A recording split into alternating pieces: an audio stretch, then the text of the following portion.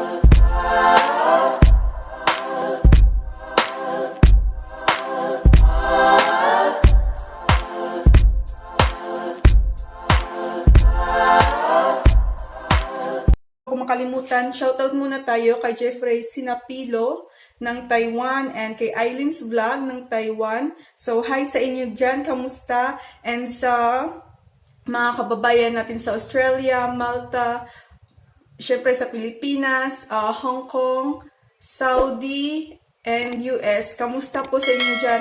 Thank you so much po sa panonood. Meron nagsasabi na bawal daw ipakita ang bahay ng alaga. Maybe, pag hindi nila alam, bago ako mag-YouTube, nag-ask ako ng permission sa aking alaga kung okay lang bang magsasalita ako dito na nakita ang bahay mo. Sabi niya sa akin, okay lang as long hindi mo ipakita yung address at kung saan ka naroroon. Kasi sabi niya sa akin, siya yung nag-a-advise sa akin na maraming masasamang tao. So, sabi niya, mas mabuti na mag-ingat. Yeah, pinapakita ko yung mga in-upload ko sa kanya. Ang mga alaga ko ay nasa matinupang pag-iisip. Sila pa yung nagpapasahod sa akin, hindi pa sila hawak ng anak nila o hindi pa yung anak nila ang mahawak ng pera nila. So, sa kanila ko talaga kinukuha yung sahod ko. And yun, ano pa ba? Kasi, yun. Nagulat talaga ako kasi after kong mag-day off, nag-boom. Parang yung child ko. So, tumaas talaga siya kasi dahil sa aking reaction video, sa basher ko. Kasi ito guys, may yung ano ko, saglit, hanapin ko lang. So, yung reaction video ko na to, sa basher ko, nung baguhan pa lang talaga ako, yung nasa ilang buwan pa lang ba ako? Second month ng pag-YouTube. So, nag-ano siya doon, nagsulat siya doon sa akin, nag-comment siya doon na OFW ka lang, tagahugas ka lang ng puwet. So, yun, nasaktan talaga ako, nanikip yung dibdib ko. Tapos, doon talaga, nagalit talaga ako ng sobra. Tapos, hindi ako nakatulog nung kinagabihan. So, yun, nagalit talaga ako. And naisip kong maraming makaka-relate kasi marami talagang OFW. So, ginawa ko siya and hindi siya agad-agad nag-boom, no? Siguro mga 1 month pa.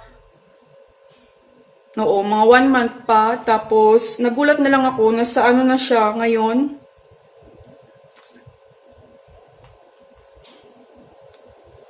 Nasa 41K and counting. Ayun siya, oh. So, yan. 41K and counting na siya. So, maraming salamat talaga. Pero kung pagbabasihan mo lang yung ano yan, yung thumbnail, isa pala sa sikreto ng pag-YouTube, dapat yung ano mo, yung thumbnail mo ay clickable. Kahit hindi ka kilala ng tao, pag nabasa niya or nakita niya yung thumbnail mo ay, wow, ano to? Anong nilalaman nito? So, isa sa sikreto nun ay yung thumbnail, title, at saka yung content. Maraming samot-saring nag-comment dito na merong positive, merong naggalit. Parang napukaw talaga yung ano nila, no, na nagalit talaga. And yun, sa isa ko pa palang video, may isa pa akong video na humahataw na din, naka 10K na siya. 10K and counting din yung factory worker nakaipon ng 700K Taiwan days. Merong nag-comment na mas malaki pa yung naipon niya kaysa sa akin. Meron namang nagsabing imposible. Hindi natin mapiplease ang taong maniwala. So, go lang. Kung maniwala ka, go. Kung hindi, go lang din. Hindi kita pinipilit. Ginawa ko yung video na yun para maka-inspire. Kasi kahit ganun yung pinagdaanan namin, nagawa kong makaipon. Kasi OFW yung father ko. Nakita ko na every end of contract ng tatay ko, masaya lang kami on the first month na umuwi siya. Pagkatapos ng first month na galing abroad, away na naman sila ng mama ko. So sabi ko, kung mag-abroad man ako, ayokong mangyari sa akin yun. Gusto ko pag umuwi ako, stable ako. Ganun yung OFW guys, walang katapusan. Pero matatalino na ngayon yung mga OFW, nag-i-invest na. So, papunta na sa investment yung video na to.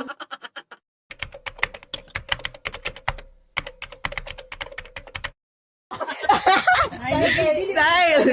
Murag nag-V. Kiwi talaga yan as in nung nag-YouTube ako.